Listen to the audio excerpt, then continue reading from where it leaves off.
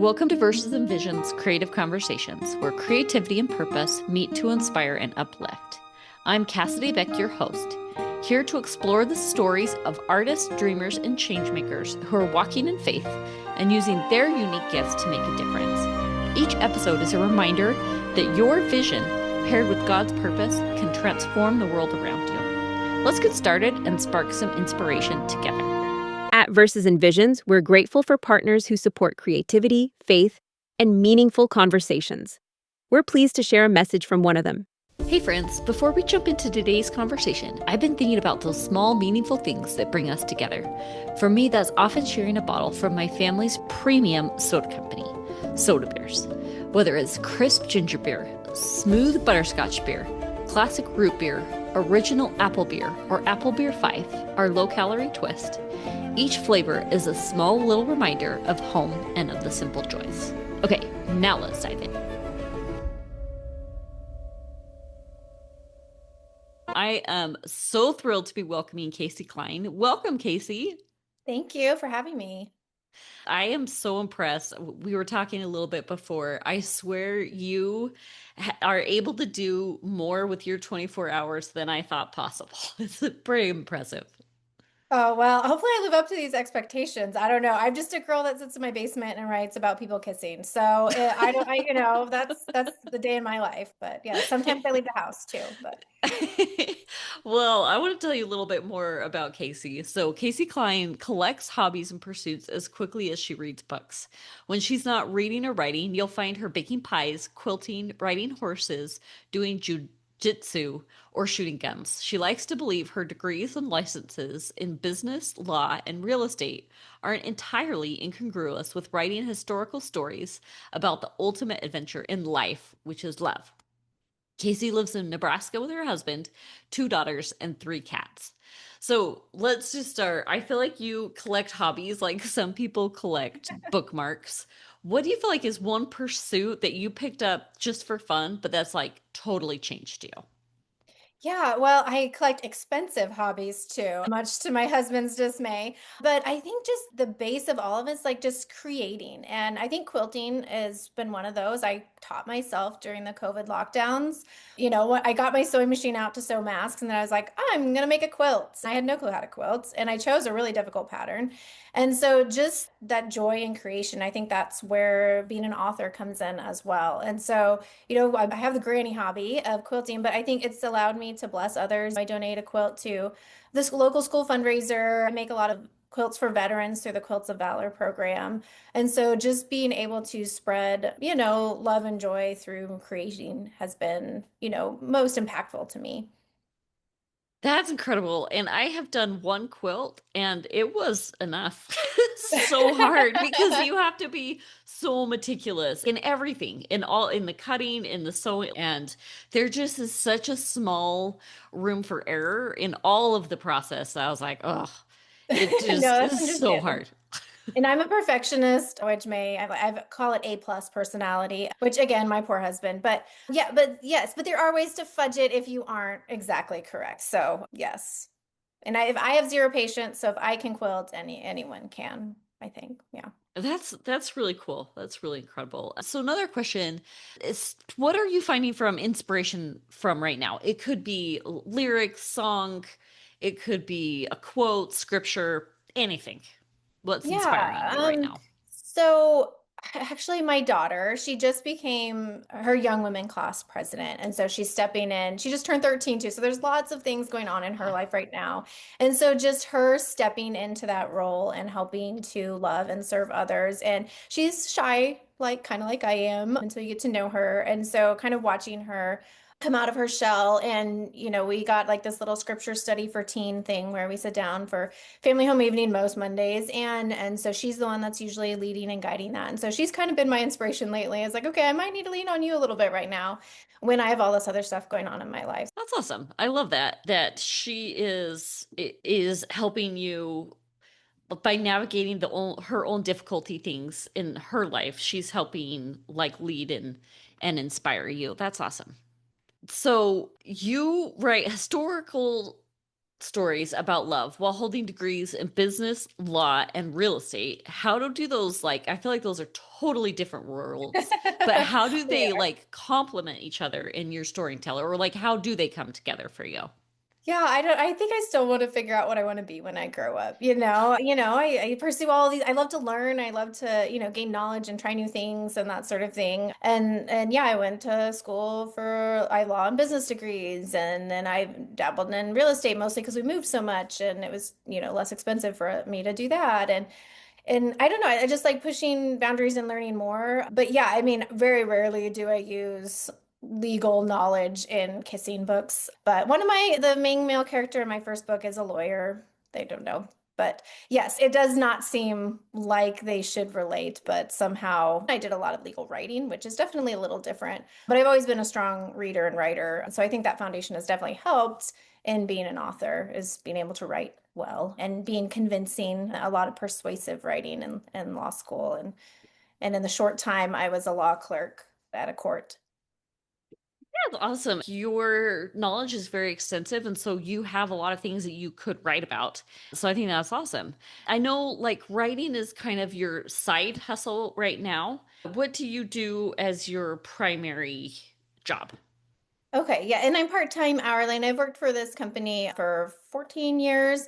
And so it's a mission-based company out of Kansas City, and we help Native American communities get funding, mostly through like federal low-income housing and new markets tax credit financing, other grants and that sort of thing to build housing and economic development projects across the country. So that my law degree comes in a little bit more handy, reading all of the documents and that sort of thing. So, yeah, that is what I do for money because let's be honest, authoring isn't paying much at the moment.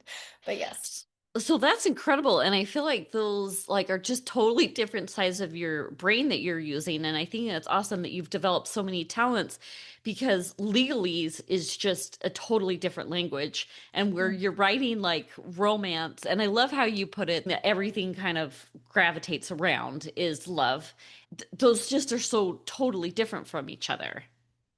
Yes, they are. Like I said, I think I just cast a broad net and every few years I'm like, ooh, maybe I want to be a barrel racer now, that sort of thing. So maybe it's more of an identity crisis than anything at this point, but yes. That's incredible. So, with horseback riding, is that something that you did? Like, have you had extensive experience with it? Did you grow up doing horseback riding? Yeah, 1994 when I started riding horses in elementary school, and it's just been an obsession and another expensive hobby. Off and on, having young kids, and I worked full time for a long time. I didn't really have time to do it, and now it's more time as well and money. But yes, if I can get on a horse anytime, I will gladly do that. Usually it's only a couple times a year, and I have to borrow a horse because I don't have one, sad. But yes, I love horses still. So, what first pulled you towards historical fiction specifically? And was there a moment or a book that made you think, this is it, I found it, this is what I want to do? It's mostly what I devoured. I love learning little tidbits about history and I love going back in time and just imagining that world. And so I've always read a lot of historical romance and for the last I think this has been like a decade-long dream and goal to become a published author. I was like, oh, every time I read a historical romance, I was like, I could do this, right? I could write a historical romance. And then kind of the main inspiration is the real life historical figure that my novels are based on, Isabella Bird. And she's this fascinating, plucky, 5 foot tall Englander who traveled the world by herself and, just stayed in the mountains of Tibet and rode across the mountains of and volcanoes of Hawaii. And that's just so fascinating to me. And so just bringing her to life and kind of letting people know what women did in history alongside a fictitious couple I made up that fall in love. And I just love romance. That's what I love to read. And so I love to bring that to life in my books. That's a great way to put those both of those things that you love together. So, I'm curious when you start a new story, what comes first, like the history, the characters, or romance? So right now it's mainly the history. So Isabella Bird, here I have a picture of her. Oh. This is when she was a little bit later in life. And so she wrote letters home to her younger sister, Henrietta, about her trips, and then they were eventually compiled and edited into books. And so, for each of her trips for the most part, she has a book about that trip. And so that's kind of primarily what I focus on from the historical aspect. So book one is 1854 America, when she went to Canada and America. So that's what my first book is based on. So I read her firsthand account and I pulled scenes that I felt would be compelling in my book. And so, there's like a Dowdy Inn in Chicago. There's a duel. There's crossing over Niagara Falls, going behind the Niagara Falls, all these things that she did. And so those are the actual scenes in my book. And so that's kind of the primary focus. But then the characters actually drive the story. And so then I really look at what flaws can my characters have at the beginning, what kind of perceptions and things do they hold that are then challenged by each other, by the events that they go through, and then how do they grow and change, and then obviously, spoiler alert, fall in love along the way as well. So I feel like this is a tricky balance because you want to like have your imagination. I mean, I think that's part of what is a draw for you about writing, but also when you're doing it historically, you have to have it has to be historically accurate. So do you like how do you balance that? And also, do you ever fall into like a rabbit hole research?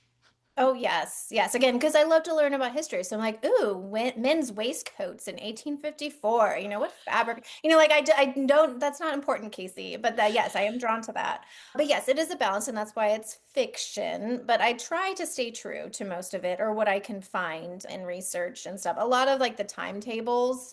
Like if a train leaves Cleveland at 10:08 p.m. And, like that was kind of the hardest part of this book per se.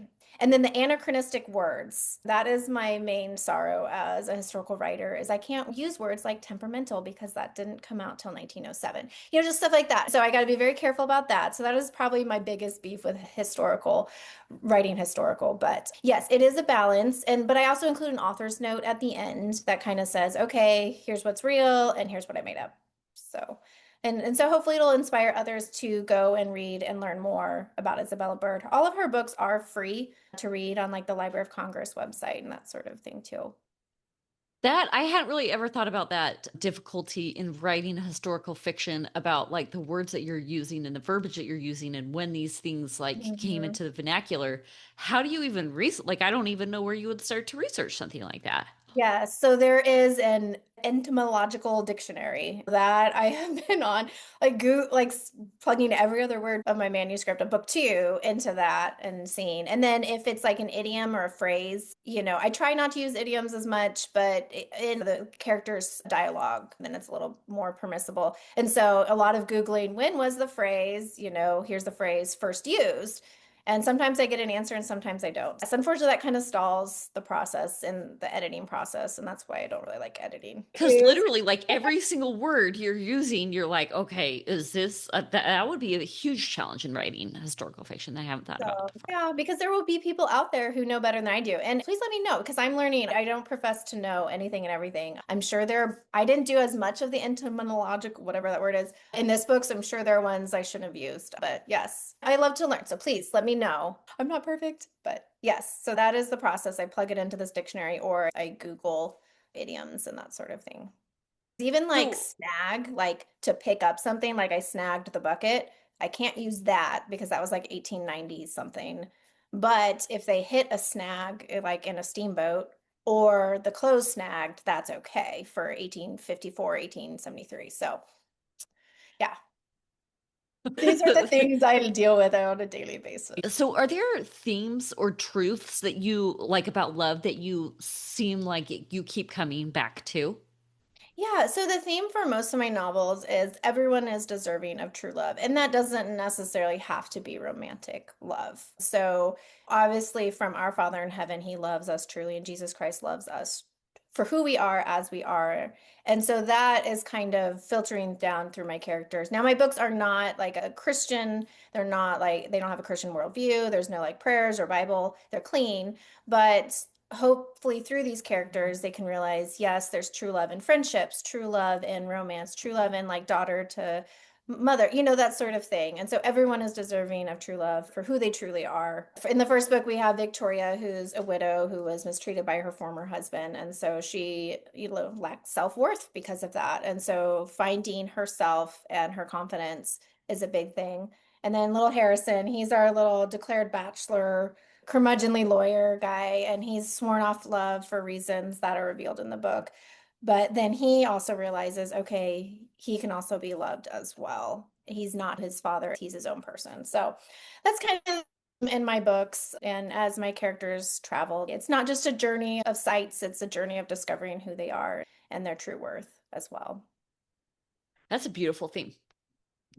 Yeah, I think that's a Yeah, beautiful and theme. sometimes the one we need to love the most unconditionally is ourselves as well. Hmm.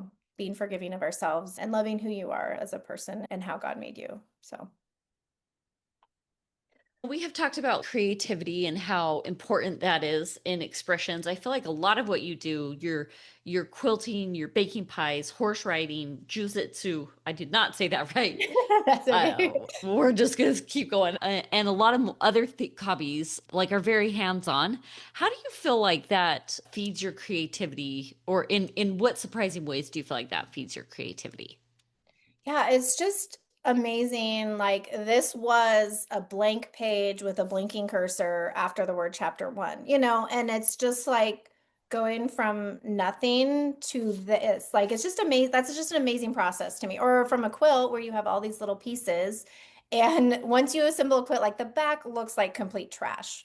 But once it's all bound together and finished, it's beautiful and glorious. And so, just being able to start from nothing and create something is just amazing to me. And so just sharing in that joy of creation.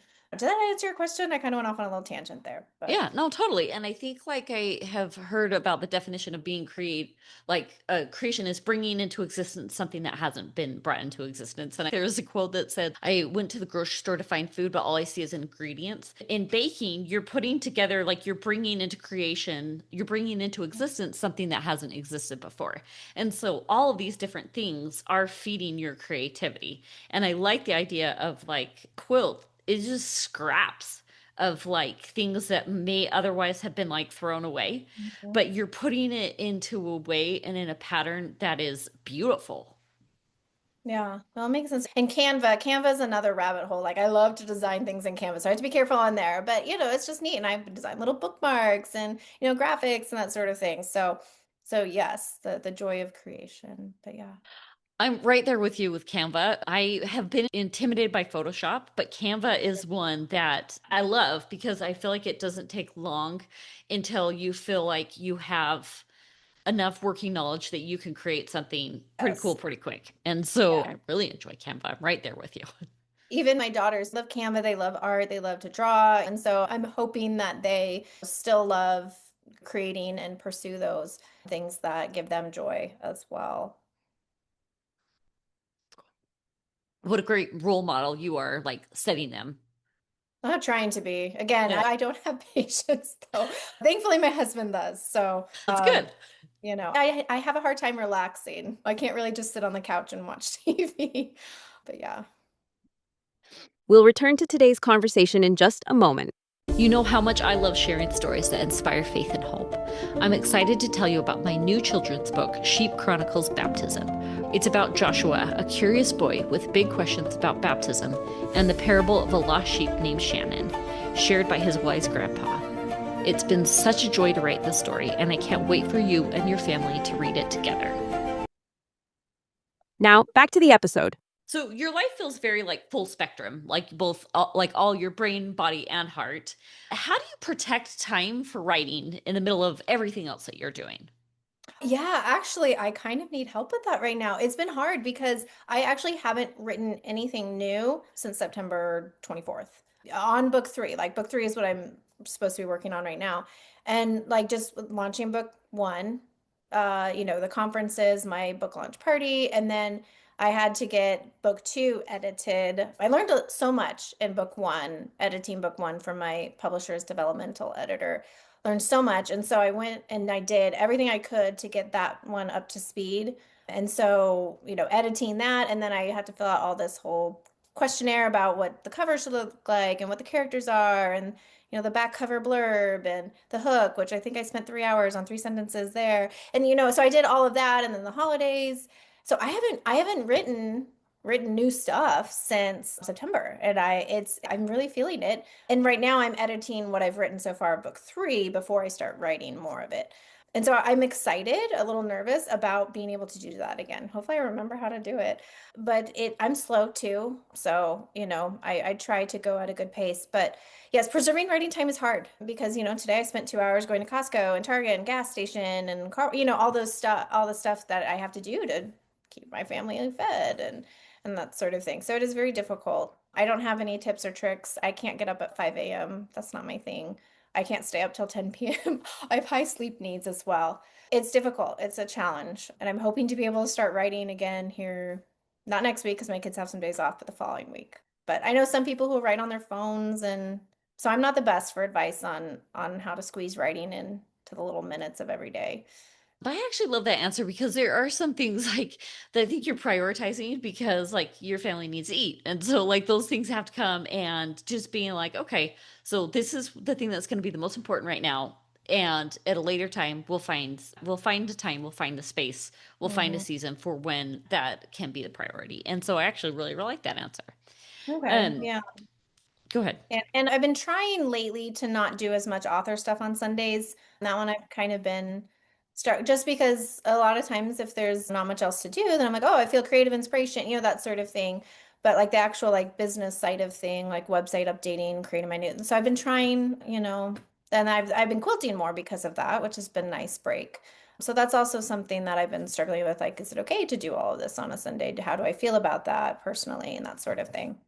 But if that's I the like time that. I have a week, I don't know.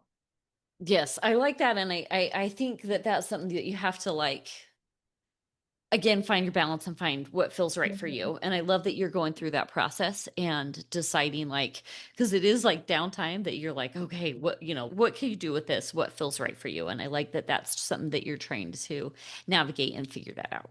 Yeah.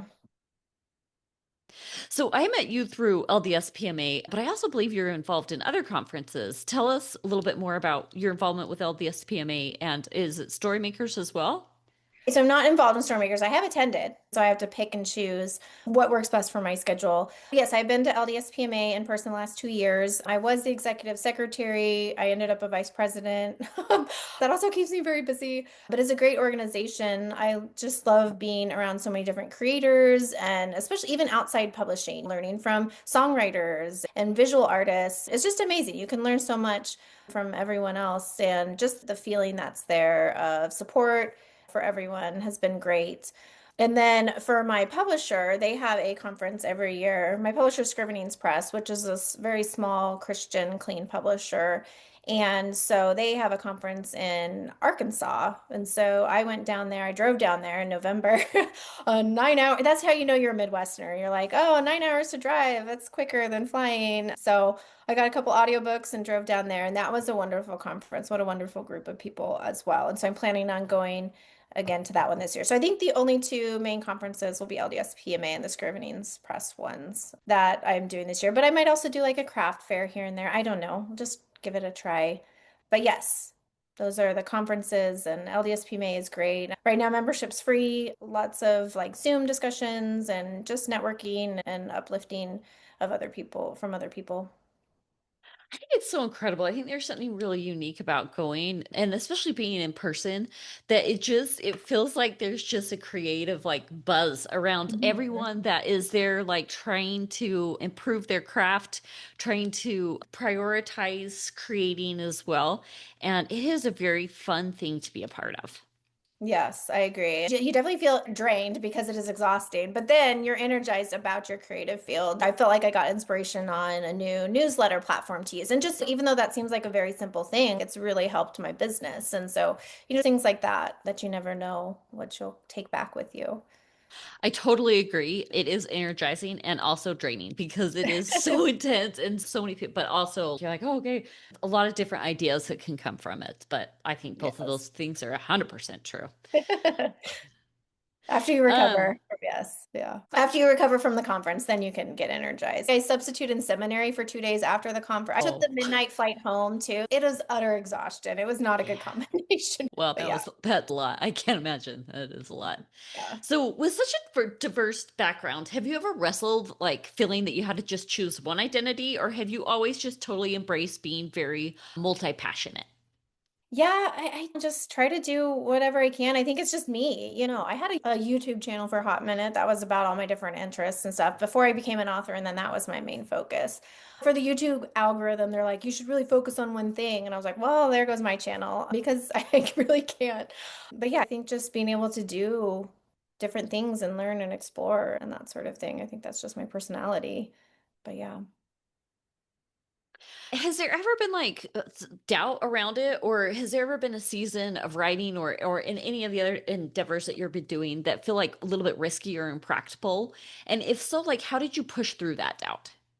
Writing has been full of ups and it has been the most because you put yourself out there more than anything. And I'm shy. I just want to sit in my basement type of thing. And so like I'm doing a book club visit at a local library today and I'm kind of nervous about that. I'm like, how many people are going to show up? What are they going to expect from me?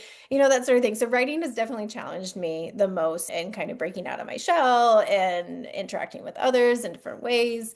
So yes, and just the feelings about I got my first 1-star rating last week and that hurt. Like no feedback. Like, okay, well, how can I improve? I don't know. So maybe that makes me a real author. I don't know. But those are the things like I just need to stop taking so personally and just find the joy, find the reason why I'm doing this and focus on that, not the numbers, not the reviews, all of that quantitative stuff that comes, unfortunately, with the author business. That's been my goal. I need to do better at it. It's been a little trying the last few. I think just a combination of my back pain and my cat was sick and stress of deadline, just sort of thing all combining into one. And so I'm hoping to get back into writing and enjoying that process again. I think you mentioned you have a book club and that it's hard because you're not sure exactly what to expect. And I felt that exact same way about a book launch. That is Mm. really hard because you're putting yourself out there. You're like, are people going to come? How is the reception going to be? And it is like a very vulnerable thing that we're doing. So I think, way to go. Oh, well, thank you. On the way to my book launch party in October, my daughter was like, well, what if no one comes? I was like, I don't know. You think I haven't thought of that? But people did come, so it's fine. But yes. That's good. And I went through the exact same thing. Okay, what if no one comes? And then, like, I had my kids come with me because I was like, well, if no one comes, then we're just gonna hang out together and it will be fine. Yeah. Yeah. No, that's great. Has there ever been something that motherhood has been teaching you about storytelling or about love that you feel like you couldn't have learned any other way? Motherhood, the other thing that you just never feel like you're good enough at. Motherhood is trying, I thankfully my kids still like me right now. We're kind of in just turned 13 and 10.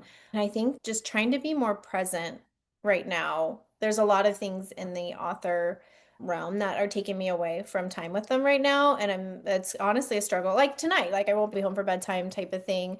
And so just trying to make sure that I'm still juggling everything I can. I do have a little girl in this book who doesn't have a mother per se. And so just having her find my main character and have her as a pseudo mother and just the little girl is actually the main character in book two. And so it just shows how important a motherly figure can be in a child's life. And so I'm hoping so for some example or inspiration to my daughters as I try to raise them the best that I can be as well. So this is like a three-part series that you're writing. Right now I'm under contract for 3 books. Yes, three. So I'm curious, did you already know, like, had you already mapped it out what book one and two and three were going to be by the time that you finished one? Or how has that worked? Are you strictly planter, plotter, are you somewhere kind of in between? It's going to come as a shocker. I am a planner, type A personality, and it's due to timing and stuff. So I wrote book one. It took me a whole year, and then I queried for a whole year, which is a whole nother story. Back to the whole vulnerability, crying bit of authoring. And so during that year of querying and trying to find a publisher, I was writing book two already. And then when I got the contract for book one, then I started writing book three. So I kind of already had most of the idea for each one. So book one, Harrison's younger sister is 3 in this book, and then book two is 19 years later, and she's 22, and she's the main character.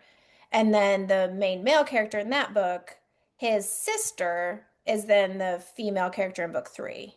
So yes, they're kind of interconnected. So I thankfully, I guess, because querying took so long, I was able to kind of flesh out the series and sign the 3-book contract all at once with my publisher at that time. Your stories center on the ultimate adventure in life, which is love. How has your own life shaped what love means to you? Oh, yeah. So this is interesting because I dated a guy for 6 years and it was not the best arrangement. I was fresh out of high school. I wasn't confident in myself.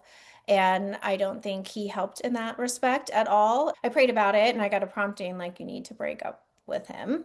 And I thought my life was over and it was very hard to do, but I did it. And then a few weeks later, I met my now husband. I met Vince and he wasn't a member. And so, just these kind of at that time. And so just kind of these things. Okay, well, as a dating member, but he wasn't exactly the best influence for me. And here's a man who treats me well, but he's not a member, that sort of thing. And so we were dating for a few months and it just seemed to be like we really connected. 6 months later, he proposes. 6 months after that, we're married. I couldn't imagine now having gone through pregnancy loss and job loss and loss of all the things that you have to deal with in life and marriage and raising kids and sleepless nights. I couldn't imagine having done that with the boyfriend I was dating. Like it would not have worked out well. And so I feel so blessed that I received the inspiration to follow the path that led me to Vince. It sounds like hokey and romantic and that sort of thing.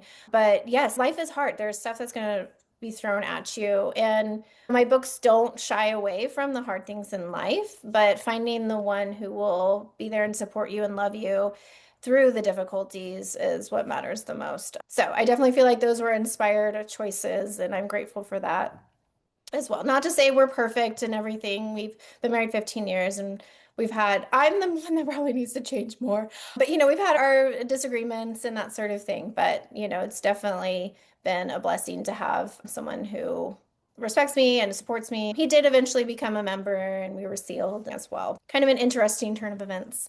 Yeah, for sure.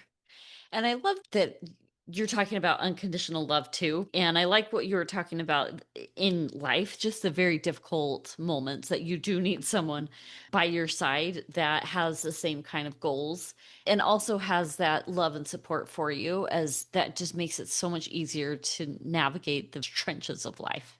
Yeah. So, did you feel like you were called to write these stories, or did writing feel more like something you discovered over time?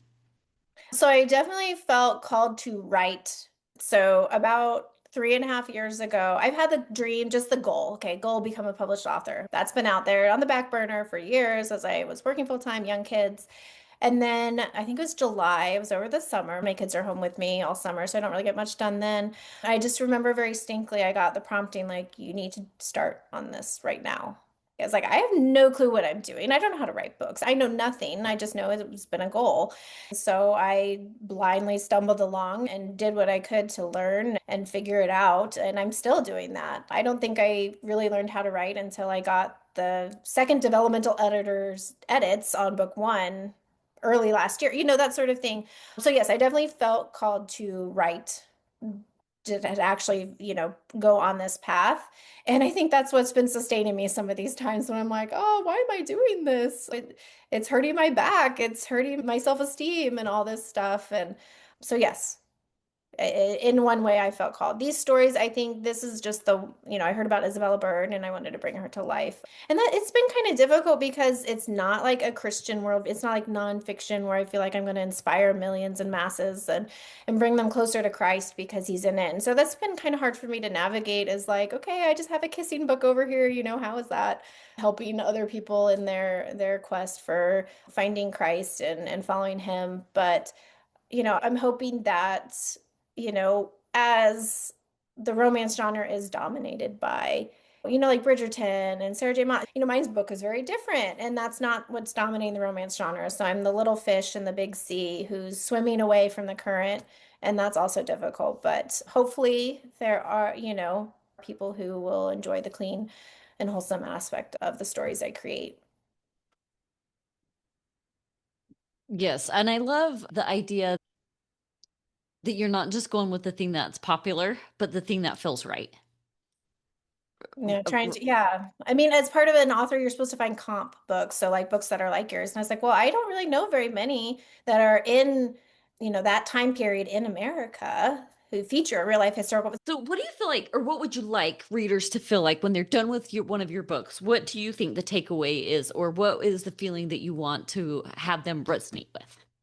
Yeah, and I think it goes back to the theme of true love and our characters. Yes, they're flawed. Some of my characters have physical scarring, but they are still worthy of love. So, resonating with that.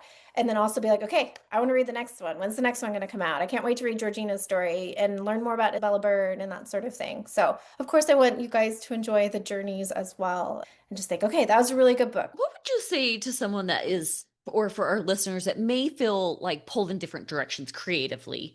What would you say to encourage them to embrace all their interests instead of just narrowing it down? I think just feel it out, enjoy.